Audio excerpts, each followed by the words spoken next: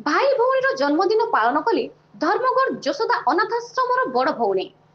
कलाहांडी जिला धर्मगढ़ यशोदा अनाथाश्रम ठारे आज महिभर ग्रामर समाजसेवी श्री बालेश्वरी सुनानी झील सुश्री कवितांजलि सुनानी, सान भाई स्वर्गत श्रीजुत कुमार सुनानी और अजु सान भौणी सीमार जन्मदिन धर्मगढ़ यशोदा अनाथाश्रम निज सान भाईर दुख को अंतर में जाबुड़ी धरी जड़े कार्यरत शिशु मंदिर शिक्षयित्री आज अनाथ पुओ झील 76 जन वृद्ध वृद्धा 26 जन विकलांग 7 जन और अनाथ आश्रम लोक मिसी केक काटी जन्मदिन पालन करथिले एवं समस्त को मिष्टान्न और फल बंटन करथिले और कहिथिले एही भाई भौणी सह मिसी बहुत भल लागिला।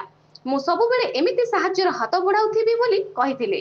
अनाथ आश्रम उपदेष्टा श्री श्यामसुंदर जाल, यशोदामा और श्री कस्तूरी जाल, श्री खगपति सगड़िया, विवेक नियाल, सुशांत नायक और समस्त यशोदाश्रम कर्मकर्ता सुश्री कवितांजलि सुनानी को धन्यवाद जणाइथिले और मिष्टान बंटन रे सहयोग करथिले और जन्मदिन पालन करने पुओ झीर शुभ मनासी थिले।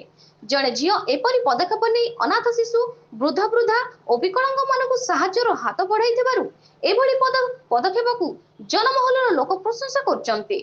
कलाहांडी जिलूर Pradeep Kumar Dangaria report news Odisha TV.